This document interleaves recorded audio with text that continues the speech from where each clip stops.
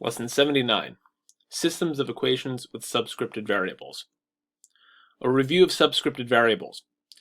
When we're using variables in an equation, we can either use single letters or we can also use a subscripted variable.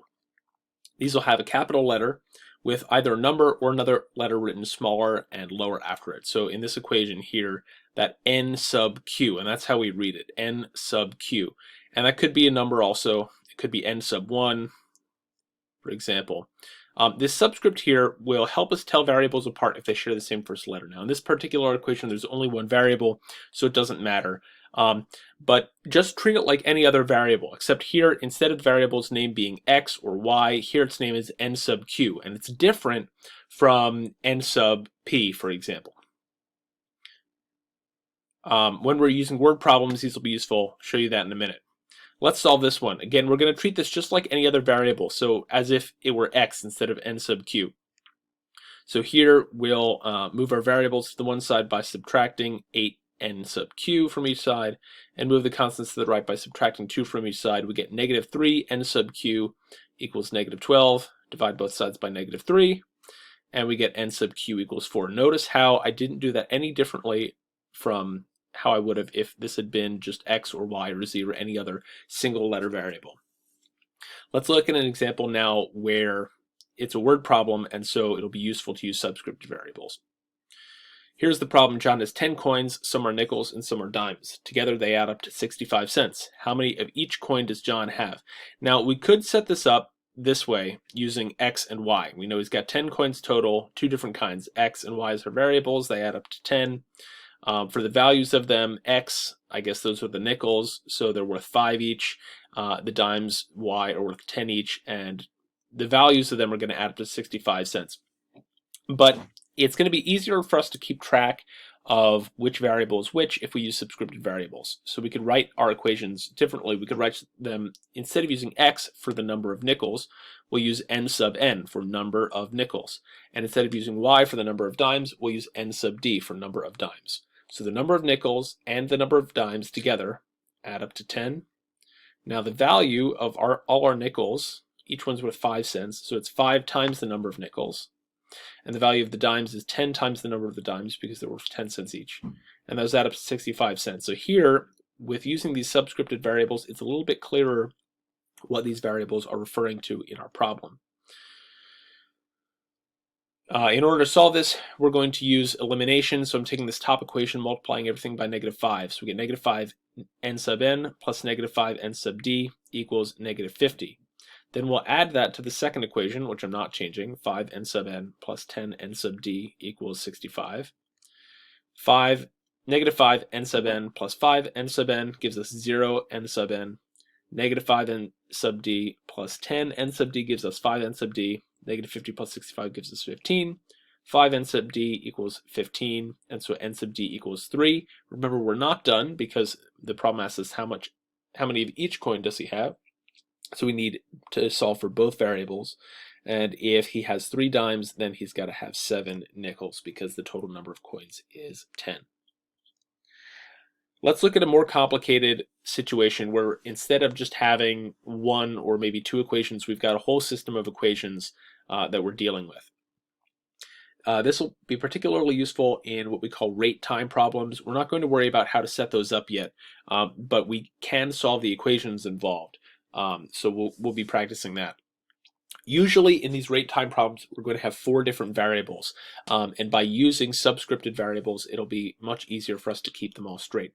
So for example, if we've got 2 people and they're each traveling at a certain speed or rate for a certain amount of time, each person will have their own rate and time. So we might have Mike's rate, R sub n, for rate of Mike. Mike's time, T sub m, for time of Mike. Steve's rate, R sub s, rate of Steve. And Steve's time, T sub s, time of Steve. And by using R for the rates and T for the times, that'll help us keep straight what that is. And our subscripts will tell us whose rate or whose time we're dealing with. So for example, we might have the equation set up like this. Again, we're not going to worry right now about how we get to this point from a word problem, but we're going to solve this equation. So R sub m, T sub m plus 120 equals R sub s, T sub s. Now remember that these we treat just like any other variable. So r sub m, t sub m, we're multiplying those together, and similarly r sub s and t sub s are going to be multiplied together. Now the other givens in this problem, they tell us that r sub m equals 2 and r sub s equals 10. And they also tell us that t sub m equals t sub s. So using these other equations, we're going to be able to solve and figure out what t sub m and t sub s are. So first thing we're going to do is they told us that r sub m equals 2, so we'll replace it with 2 here.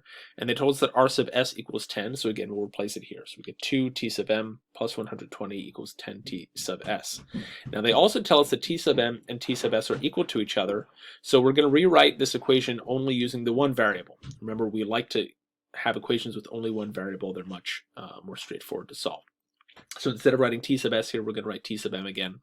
Now it's a matter just of moving our variables to one side and our constants to the other. We get 120 equals 8 t sub m. Divide by 8, t sub m is 15. And they told us that t sub m and t sub s are equal to each other. So t sub s is also going to be 15. A more complicated example. Here our four variables are r sub l, Liam's rate, Liam's time, t sub l, Sam's rate, r sub s, and Sam's time, t sub s. Here's how they've set up the equation for us. R sub l, t sub l equals r sub s, t sub s. Now they tell us that r sub l is equal to 40, r sub s is equal to 80, and they tell us that t sub s is equal to t sub l minus 5. Again, same first step, we're going to substitute it in these constants that they gave us for these variables. So instead of r sub l, we'll write 40, so 40 t sub l equals, and again, instead of r sub s, we'll write 80 equals 80 t sub s. All right, now we've gotten it down to only two variables. Now we need to get it down to just one, and the way that we'll do this is by substitution. Because they've given us t sub s equals t sub l minus 5, we can rewrite this equation where instead of writing t sub s, we'll write t sub l minus 5. So 40 t sub l equals 80 times t sub l minus 5. Now notice we have to put those parentheses in there or this isn't going to work right. Anytime that you replace a variable with something else, unless it's extremely clear what's going on, you should really write parentheses in there. Now here in this case, I could distribute out this 80, but I'm going to make my life a little bit easier for myself. I'm looking at this right now. I see that both of these sides are being multiplied by a fairly large number. We've got t sub l being multiplied by 40 over here, and t sub l minus 5 being multiplied by 80. I can divide both of those by 40, which is going to make my life a lot easier. So I divide by 40 on the left, we'll get t sub l by itself, and on the right we divide by 40, and that 80 is going to become 2. So now much easier, t sub l equals 2 t sub l minus 5. Distribute that, t sub l equals 2 t sub l minus 10, and we simplify that, we get t sub l equals 10. Remember, we're not done because we need to still find t sub s. Plug that into this equation that they gave us, t sub s equals t sub l minus 5. We found t sub l, so 10 minus 5, t sub s equals 5.